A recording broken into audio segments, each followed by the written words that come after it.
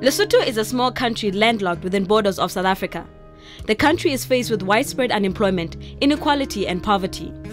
Ranking Lesotho 158 out of 177 on the Human Development Index, mining is seen as one of the key sectors that could transform the country's economy, bring in growth, provide jobs and much-needed revenue.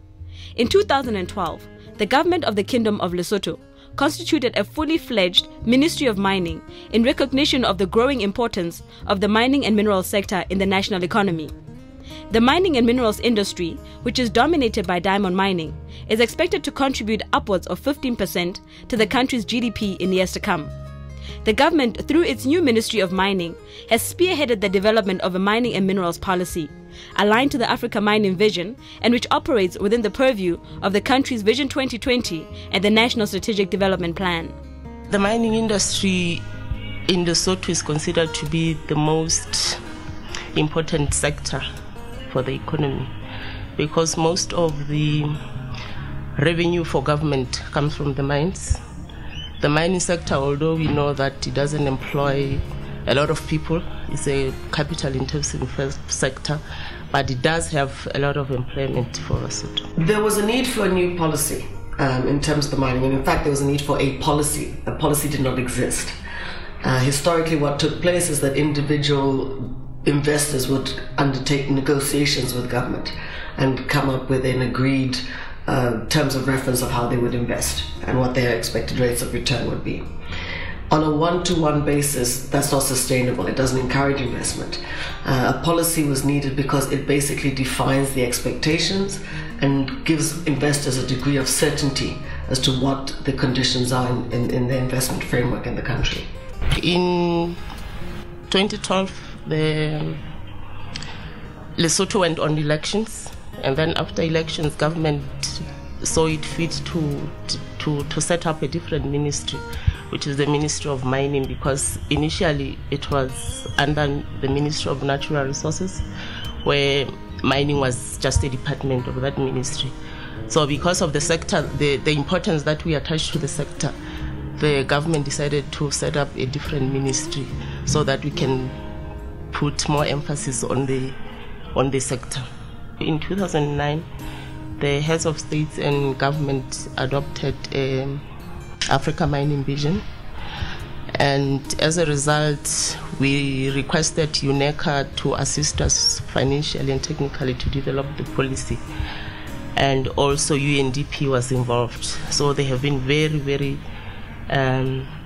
instrumental in developing this policy and seeing that it's written in a format that we would appreciate as Lesotho. UNDP works in diverse areas, and it is the natural partner of the government in supporting policy development in the country. So these are all the upstream areas that the UNDP has a comparative advantage in working in terms of policy and strategy development. The UNDP role that was undertaken regarding the development of the policy was a critical role. I think especially in a producer country, most countries with natural resources, there's a tendency or a lack of trust in terms of the environment that you bring investors into. There's a concern in terms of ensuring that there's a benefit that's brought through to the country. The UNDP played a pivotal role in that process, multi-pronged role. They were a unique facilitator in terms of ensuring that all the stakeholders were involved in the process, were consulted in the process.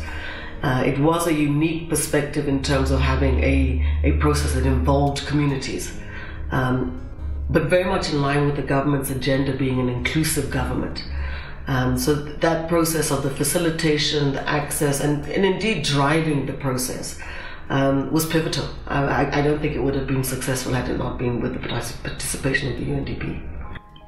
The main challenges were the inclusiveness and participation from civil society, from the private sector and the communities. And I'm happy to say that the government, through the Ministry of Mining, was especially very, very cooperative and engaging in terms of reaching out both to the civil society, the private sector, as well as the community consultations.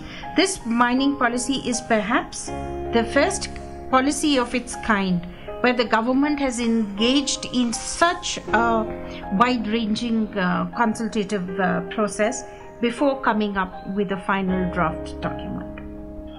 Yeah, well, I would say the local communities were properly served by the policy, in that every sector of the community was represented in the consultations. Chiefs, community councillors, church leaders, people from civil community-based organizations, people from church organizations, people from agricultural organizations, cooperatives, and the small mining sector also. The people who are actually working as artisan miners were also represented. Even the ex-miners, those people who worked in South African mines, those who worked in the Lesotho mines before. So almost every sector of the community was represented, and I would say yes, they were covered and they were served. The issue of ownership was one of the major issues.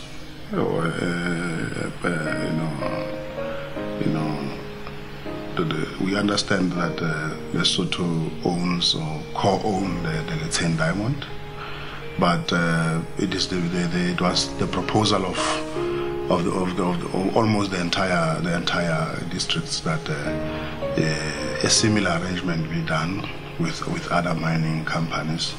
So most of the inputs that people made was with regard to the ownership. Another issue was that of small-scale mining. People highly proposed that small-scale miners, artisanal miners, be legalized. As you know, in the diamond sector, in other mining operations, they are allowed, but not in the diamond sector. So it was a very huge cry from the people that the small-scale mining be legalized. Then it is upon the government of Lesotho when they developed their mining act or the mining legal instruments to make sure that they legalize and control and make sure that small-scale mining is being legalized, but under very, very good and strict supervision and control. So those were the key issues. But some of the major issues also was the issue of job creation. That all mining companies should make sure that they employ local people, and at least for jobs that the Lesotho people have skills on. So those were the key issues. But the issue of shareholding was also one of the key issues, that Lesotho should be allowed and be given an opportunity to have shares in all the mines that are operational in Lesotho, especially the diamond mines.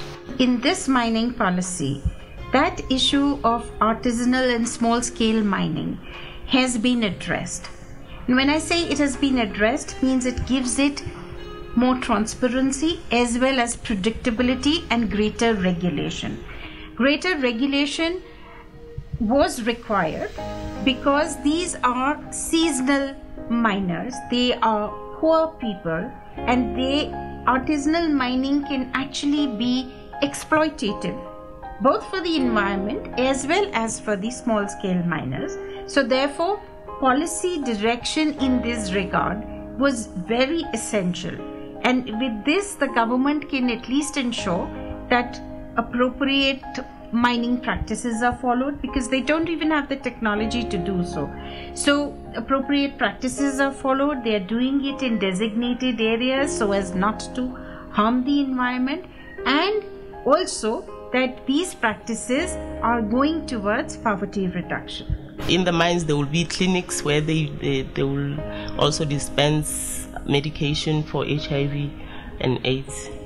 The policy also addresses gender in the sense that we want more women to participate in the mining sector.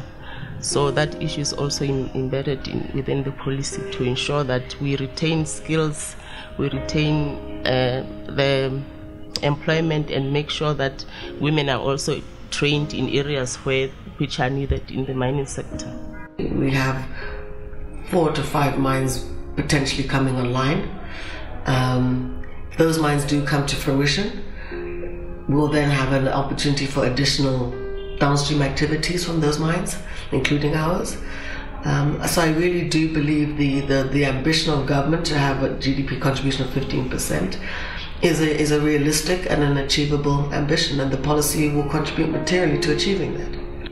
Our relationship with the government is a long-term one, and our work just doesn't end with just putting together or supporting the development of a policy.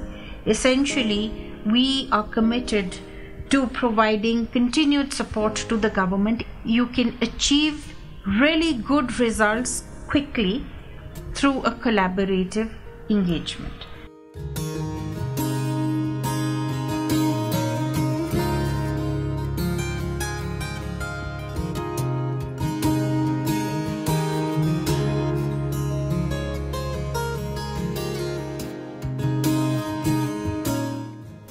My name is Malifu Tawana, the director of Mining and Mineral Policy film.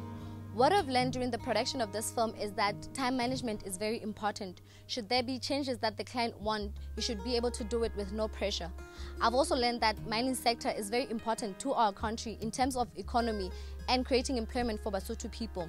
I also got inspired by Chief Executive Officer of Lethen Diamonds, who is a woman, Masbi Maharaj, just to show that women also have skills to take this country forward.